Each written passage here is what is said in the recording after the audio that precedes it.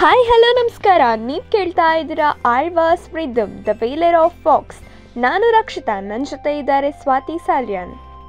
ಪ್ರಿಯ ಕೇಳುಗರೆ, 61ನೇ ಸಂಚಿಕೆಯನ್ನು ನಿಮ್ಮ ಮುಂದೆ ಹಂಚಿಕೊಳ್ಳಲು ಬಹಳ ಕಾತುರದಿಂದ ಕಾಯ್ತಾ ಇದ್ದೇವೆ ಅಲ್ವಾ ಸ್ವಾತಿ? ಹೌದು ರಕ್ಷಿತಾ, ಮೊದಲಿಗೆ ಆಳ್ವಾಸ್ನಲ್ಲಿ ಏನೆಲ್ಲ ಆಯಿತು ನೋಡ್ಕೊಂಡು ಬರೋಣ ಅಲ್ವಾ? ಸೆಪ್ಟೆಂಬರ್ 25ರಂದು ರೋಸ್ಟಮ್ ವಾಗ್ಮಿಗಳ ವೇದಿಕೆ ಪ್ರಯುಕ್ತ ವಿಶೇಷ ಉಪನ್ಯಾಸ ಕಾರ್ಯಕ್ರಮ ನಡೆಯಿತು. ಮುಖ್ಯ ಅತಿಥಿಯಾಗಿ ಧರ್ಮೇಂದ್ರ ಕುಮಾರ್ ಉಪಸ್ಥಿತರಿದ್ದರು. ನಾಡಿನ ಅಭಿವೃದ್ಧಿಗೆ ಕೃಷ್ಣರಾಜ ಒಡೆಯರ ಕೊಡುಗೆ ಅಪಾರ ಎಂದ ಧರ್ಮೇಂದ್ರ ಕುಮಾರ್, ಕಡ್ಡಾಯ ಶಿಕ್ಷಣ ಹಾಗೂ ವಯಸ್ಕರ ಶಿಕ್ಷಣ ಜಾರಿ, ಹೆಣ್ಣು ಮಕ್ಕಳಿಗೆ ಶಾಲೆ ಆರಂಭ, 100% ಪರಿಶುದ್ಧ ಶ್ರೀಗಂಧದ ಎಣ್ಣೆಯ ಸಾಬೂನು ಉತ್ಪಾದನೆ, ಭಾರತದ ಮೊದಲ ಚುನಾವಣೆ, ಮೊದಲ ವಿಮಾನ ನಿರ್ಮಾಣ, ಕುಟುಂಬ ಕಲ್ಯಾಣ ಯೋಜನೆ ಜಾರಿಗೊಳಿಸಿದ ಹೆಗ್ಗಳಿಕೆ ಮೈಸೂರಿನ ನಾಲ್ವಡಿ ಕೃಷ್ಣರಾಜ ಒಡೆಯರ್ ಅವರಿಗೆ ಸಲ್ಲುತ್ತದೆ ಎಂದು ಸಿವಿಲ್ ಇಂಜಿನಿಯರ್ ಮೆಟ್ರೋಪಾಲಿಟನ್ ಇತಿಹಾಸಕಾರ ಧರ್ಮೇಂದ್ರ ಕುಮಾರ್ ಹೇಳಿದರು.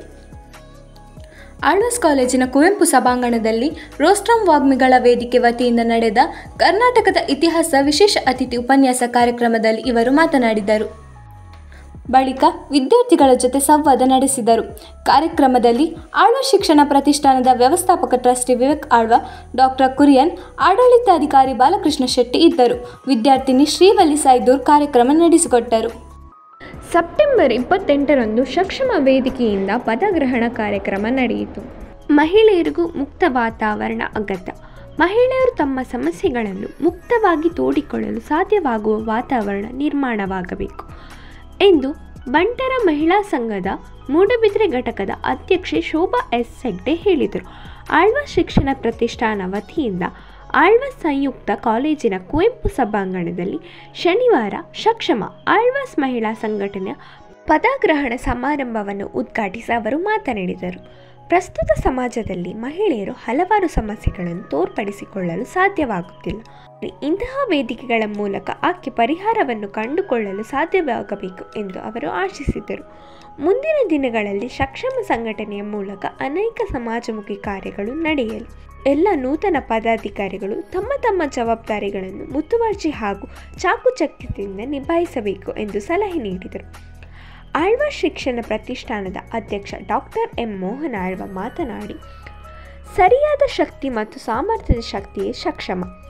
ಮಹಿಳೆಯರು ತಮ್ಮ ಶಕ್ತಿಯನ್ನು ಅರಿತುಕೊಳ್ಳಬೇಕು. ನೈಸರ್ಗಿಕವಾಗಿ ಮಹಿಳೆಯರಲ್ಲಿ ಅಗಾಧವಾದ ಶಕ್ತಿ, ಸಹನೆ, ಧೈರ್ಯ, ಬಹುಕಾರ್ಯದ ಪ್ರವೃತ್ತಿಯ ಅಂಶ ಅಡಗಿರುತ್ತದೆ. ಅದನ್ನು ಅರಿತುಕೊಂಡು ಬದುಕು ಸಾಗಿಸಬೇಕು ಎಂದು ಸಲಹೆ ನೀಡಿದರು. ಸಕ್ಷಮವು ಮಹಿಳೆಯರಿಗೆ ಭಾವನಾತ್ಮಕ ಸಮಸ್ಯೆಗಳಿಗೆ ಪರಿಹಾರ ನೀಡುವ ವೇದಿಕೆ ಆಗಬೇಕು.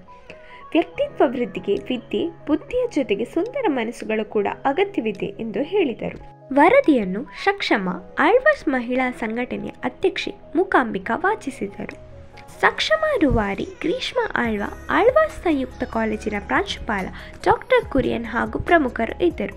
ಉಪನ್ಯಾಸಕಿ ರಶ್ಮಿನ್ ತನ್ವೀರ್ ಕಾರ್ಯಕ್ರಮವನ್ನು ನಿರೂಪಿಸಿ ಸಕ್ಷಮ ಕಾರ್ಯದರ್ಶಿ ಶಾಜಿಯಾ ವಂದಿಸಿದರು. RGUHS ವಿವಿಯ ಮಂಗಳೂರು ವಲಯ ವಾಲಿಬಾಲ್ ಪಂದ್ಯಾಟದಲ್ಲಿ Alvas college of allied health ಸೈನ್ಸ್ಗೆ ಪ್ರಶಸ್ತಿ ಲಭಿಸಿದೆ. ಆಳ್ವಾಸ್ ಕಾಲೇಜಿನ ಪ್ರಥಮ ವರ್ಷದ ಎಂ.ಕಾಂ ವಿದ್ಯಾರ್ಥಿಗಳಿಗೆ ಲೀಡಿಂಗ್ ಹೆಲ್ದಿ ಲೈಫ್ ಸ್ಟೈಲ್ ಕುರಿತು ಉಪನ್ಯಾಸ ಕಾರ್ಯಕ್ರಮ ಸೆಪ್ಟೆಂಬರ್ 25ರಂದು ನಡೆಯಿತು. ಇದಾಗಿತ್ತು ಈ ವಾರದ ನ್ಯೂಸ್. ಈ ಸಂಚಿಕೆಯ ಪಿನಾಕಲ್ ಪರ್ಫಾರ್ಮರ್ ಯಾರು? ಈ ಸಂಚಿಕೆಯ ಪಿನಾಕಲ್ ಪರ್ಫಾರ್ಮರ್ ಸಮ್ಮಿಲನ್ ಶೆಟ್ಟಿ. ಮೂಡುಬಿದ್ರೆ ಬಳಿಯ ಬೆಳ್ವಾಯಿಯಲ್ಲಿನ ರಾಜ್ಯದ ಪ್ರಥಮ ಖಾಸಗಿ ಚಿಟ್ಟೆ ಪಾರ್ಕ್ ಖ್ಯಾತಿಯ ಸಮ್ಮಿಲನ್ ಶೆಟ್ಟಿ ಬಟರ್ಫ್ಲೈ ಪಾರ್ಕ್ಗೆ ಈಚೆಗೆ ಲಂಡನ್ನಲ್ಲಿ ವರ್ಲ್ಡ್ ಬುಕ್ ಆಫ್ ರೆಕಾರ್ಡ್ನಲ್ಲಿ ದಾಖಲಾಗುವ ಗೌರವ ಲಭಿಸಿದೆ. ಜೈನಕಾಶಿ ಮೂಡುಬಿದ್ರೆಯಲ್ಲಿನ ಪ್ರಸಿದ್ಧ 1000 ಕಂಬದ ಬಸದಿ ಸಹಿತ 18 ಬಸದಿಗಳ ಸಂದರ್ಶನಕ್ಕೆಂದು ಪ್ರತಿದಿನ ದೇಶದ ವಿವಿಧ ಪ್ರದೇಶಗಳಿಂದ ಮೂಡುಬಿದ್ರೆಗೆ ಆಗಮಿಸುವ ಯಾತ್ರಿಕರಲ್ಲಿ ಕೆಲವರು ಪ್ರತಿ ವರ್ಷ ಮೂಡುಬಿದ್ರೆಯಲ್ಲಿ ಸಂಪನ್ನಗೊಳ್ಳುವ ಸಾಹಿತ್ಯ ಸಮ್ಮೇಳನದ ಆಳ್ವಾಸ್ ನುಡಿಸಿರಿ ಹಾಗೂ ಆಳ್ವಾಸ್ ವಿರಾಸತಿಗೆ ಬರುವ ಸಾಹಿತ್ಯ, ನೃತ್ಯ, ಸಂಗೀತ ಪ್ರೇಮಿಗಳಲ್ಲಿ ನೂರಾರು ಜನರು ಸಮ್ಮಿಲನ್ ಶೆಟ್ಟಿ ಪಾರ್ಕ್ಗೆ ಭೇಟಿ ನೀಡುತ್ತಾರೆ. ಅಲ್ಲಿರುವ ಬಣ್ಣ ಬಣ್ಣಗಳ ಮೋಹಕ ಚಿಟ್ಟೆಗಳನ್ನು ಕಂಡು ಸಂತಸ ಪಡುತ್ತಾರೆ. ಇವರು ಆಳ್ವಾಸ್ ಕಾಲೇಜಿನಲ್ಲಿ ಫೈನಲ್ BSc ಓದುತ್ತಿರುವಾಗ ಪ್ರಾಣಿಶಾಸ್ತ್ರದ ಪ್ರಾಧ್ಯಾಪಕರಾದ ಅಶೋಕ್ CH ಒಂದು ಪ್ರಾಜೆಕ್ಟ್ ನೀಡಿದರು. ಅದು ಸ್ಥಳೀಯವಾಗಿ ಲಭ್ಯವಿರುವ ಚಿಟ್ಟೆಗಳ ಕುರಿತು ಪ್ರಬಂಧ ರಚನೆಯಾಗಿತ್ತು. ಪ್ರಬಂಧ ರಚನೆಯ ಸಂದರ್ಭದಲ್ಲಿ ಚಿಟ್ಟೆಗಳ ಕುರಿತು ಹಲವಾರು ಗ್ರಂಥಗಳ ಅಧ್ಯಯನ ಮಾಡಿದರು. ವಿವಿಧ ಪ್ರದೇಶಗಳಲ್ಲಿ ಭೇಟಿ ನೀಡಿದರು. ಅಲ್ಲಿಯ ಚಿಟ್ಟೆಗಳನ್ನು ನೋಡಿ ಸಂತಸಪಟ್ಟರು. ಮನಮೋಹಕ ಪಕ್ಷಿ ಚಿಟ್ಟೆಗಳ ಪಾರ್ಕ್ ನಿರ್ಮಿಸಲು ನಿರ್ಧರಿಸಿದರು. ಇದು ಇವರ ಜೀವನದ ಒಂದು ಮಹತ್ವದ ತಿರುವು. ಬೆಳ್ವಾಯಿಯ ಊರಿನವರಾದ ಸಮ್ಮಿಲನ್ ಶೆಟ್ಟಿ 2011ರಲ್ಲಿ ತಮ್ಮ ಸ್ವಂತ ಜಮೀನಿನಲ್ಲಿ ಚಿಟ್ಟೆಗಳ ಪಾರ್ಕ್ ರಚಿಸಿದರು. ಜಿಲ್ಲೆಗಳ ಬಗ್ಗೆ ವಿದ್ಯಾರ್ಥಿಗಳಿಗೆ ಆಸಕ್ತರಿಗೆ ಮಾಹಿತಿ ನೀಡುವುದು, ಹಲವಾರು ಪ್ರಭೇದಗಳ ಚಿಟ್ಟೆಗಳ ಫಿಲ್ಮ್ ಪ್ರದರ್ಶನ, ಅವುಗಳ ಜೀವನ ರೀತಿ, ಕ್ರಮ, ರಕ್ಷಣೆ ಬಗ್ಗೆ ಸಾರ್ವಜನಿಕರಲ್ಲಿ ಅರಿವು, ಜಾಗೃತಿ ಉಂಟು ಮಾಡುವುದು ಚಿಟ್ಟೆ ಪಾರ್ಕ್ ಸ್ಥಾಪನೆ ಉದ್ದೇಶ ಎಂದು ಸಮ್ಮಿಲನ್ ಶೆಟ್ಟಿ ಹೇಳುತ್ತಾರೆ. ಇದು ಸಮ್ಮಿಲನ್ ಶೆಟ್ಟಿಯವರ ಸಾಧನೆ. ಈಗ BA ವಿದ್ಯಾರ್ಥಿನಿಯಾದ ದಿವ್ಯಶ್ರೀ ಭಟ್ ಇವರಿಂದ ಸುಮಧುರ ಸಂಗೀತ.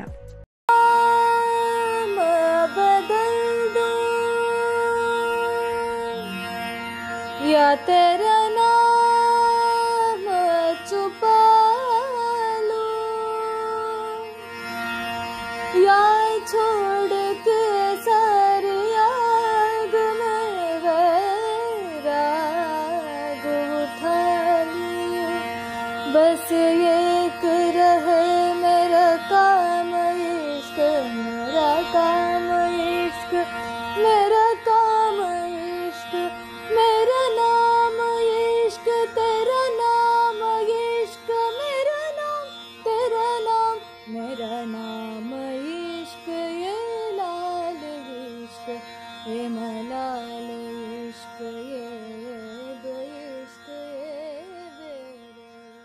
ನಿಮ್ಮ ಇಂಪಾದ ಧ್ವನಿಯಿಂದ ನಮ್ಮ ಕಿವಿಯನ್ನು ತಂಪಾಗಿಸಿದ್ದಕ್ಕೆ ಧನ್ಯವಾದಗಳು ದಿವ್ಯಶ್ರೀ. ಈ ಥ್ರಿಲ್ಲರ್ ಕಥೆಗಳು ಏನೋ ಒಂಥರ ಕುತೂಹಲ ಅಲ್ವಾ? ಅದರಲ್ಲೂ ರವಿ ಬೆಳಗೆರೆಯವರ ರಂಗವಿಲಾಸ ಬಂಗಲೆಯ ಕೊಲೆಗಳು ಎನ್ನುವ ಪುಸ್ತಕ ಓದಿದ್ಯಾ ನೀನು? ಇಲ್ಲ, ಓದಿಲ್ಲ. ಅಂತಿಮ BA ವಿದ್ಯಾರ್ಥಿ ನಿಖಿತಾ ಈ ಪುಸ್ತಕದ ಬಗ್ಗೆ ರಿವ್ಯೂ ಕೊಟ್ಟಿದ್ದಾರೆ. ಒಮ್ಮೆ ಕೇಳ್ಕೊಂಡು ಬರೋಣ ಅಲ್ವಾ? ಸರಿ, ಆಯಿತು. ಹಾಗಾದರೆ ನಮ್ಮ ಕರ್ನಾಟಕ ಕಂಡಂತಹ ಒಬ್ಬ ಅಭೂತಪೂರ್ವ ಪತ್ರಕರ್ತ, ಲೇಖಕ ಅಂದರೆ ಅದು ರವಿ ಬೆಳಗೆರೆ. ಇವರು ಬರೆದಂತಹ ಒಂದು ಕೃತಿಯೇ ರಂಗವಿಲಾಸ್ ಬಂಗಲೆಯ ಕೊಲೆಗಳು. ಇದು ಬೆಂಗಳೂರಿನ ಸಿಂಡಿಕೇಟ್ ಬ್ಯಾಂಕ್ನ ಪ್ರಧಾನ ಕಚೇರಿ ಸಮೀಪ ಇದ್ದಂತಹ ಖ್ಯಾತ ನ್ಯಾಯವಾದಿ ಬೇಲೂರು ಶ್ರೀನಿವಾಸ ಅಯ್ಯಂಗಾರ್ ಮತ್ತು ಇತರೆ 5 ಜನ ಹಾಗೂ ನಾಯಿ 14 ಜನರ ಕೊಲೆಗಳನ್ನು ಒಳಗೊಂಡಂತಹ ಒಂದು ಬುಕ್ಕು. ಕೊಲೆಯ ಸ್ವರೂಪ, ಕೊಲೆಗೆ ಕಾರಣ, ಇಂತಹ ಭೀಕರವಾದಂತಹ ಒಂದು ಚಿತ್ರಣವನ್ನು ಈ ಬುಕ್ಕು ನಮ್ಮ ಮುಂದೆ ತೆರೆದಿಡುತ್ತೆ. ಬೆಂಗಳೂರಿನಲ್ಲಿ ಸುಮಾರು 1956ರ ಹೊತ್ತಿನಲ್ಲಿ ಒಂದು ಘೋರವಾದ ಹತ್ಯಾಕಾಂಡ ನಡೆಯಿತು. ಅದು ಬೇಲೂರು ಶ್ರೀನಿವಾಸ ಅಯ್ಯಂಗಾರ್ ಅವರ ಇಡೀ ಮನೆತನ ಹತ್ಯಾಕಾಂಡ. ಇವತ್ತಿನ ದಿನದ ತನಕ ನಾವು ನೋಡಬಹುದು, ಈ ಒಂದು ಹತ್ಯಾಕಾಂಡವನ್ನು ನೆನಪು ಮಾಡ್ಕೊಳ್ದೇನೆ ಯಾವುದೇ ರೀತಿಯಾದಂತಹ ಒಂದು ಪೊಲೀಸ್ ತರಬೇತಿನ ನಡೆಸೋದೇ ಇಲ್ಲ. ಒಂದೇ ರಾತ್ರಿಯಲ್ಲಿ ಆ ಬಂಗ್ಲೆಯ ಸೊಂಟದೆತ್ತರದ ನಾಯಿಂದ ಹಿಡಿದು ಅಯ್ಯಂಗಾರ್ ಮನೆಯ ಹಸುಗೂಸಿನಿಂದ ಹಿಡಿದು ಸೆಕ್ಯೂರಿಟಿ ಗಾರ್ಡ್ವರೆಗೂ ಎಲ್ಲರ ಕೊಲೆ ನಡೆದು ಹೋಯಿತು. KG-ಗಟ್ಟಲೆ ಚಿನ್ನ, ಬೆಳ್ಳಿ, ಒಡವೆ ಲೂಟಿ ಆಯಿತು.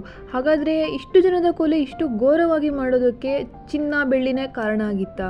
ಬೇಲೂರು ಶ್ರೀನಿವಾಸ ಅಯ್ಯಂಗಾರ್ ಅವರ ಒಂದು ಕೊಲೆ ಕೇಸ್ ಏನಿದೆ, ಅದು ಇಡೀ ರಾಜ್ಯದಲ್ಲೇ ಸಂಚಲನ ಮೂಡಿಸಿದಂತಹ ಒಂದು ಹತ್ಯಾ ಪ್ರಕರಣ.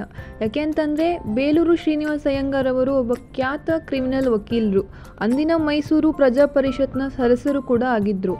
ಕಾನೂನಿನಲ್ಲಿ ಪಂಡಿತ, ಶ್ರದ್ಧಾವಂತ ಬ್ರಾಹ್ಮಣ ಕೂಡ ಆಗಿದ್ದರು. ಶ್ರೀನಿವಾಸ ಅಯ್ಯಂಗಾರ್ ಅವರ ಮನೆಯಲ್ಲಿ ಎಲ್ಲರ ಕೊಲೆ ಆದ್ರೂ ಕೂಡ ಒಬ್ಬಳು ಹುಡುಗಿ ಬದುಕುಳಿತಾಳೆ. ಆಕೆ ಈ ಕೊಲೆಯ ಭೀಕರತೆಯನ್ನು ಕಂಡು ಮಾನಸಿಕವಾಗಿ ಘಾಸಿಗೊಂಡ್ಲ.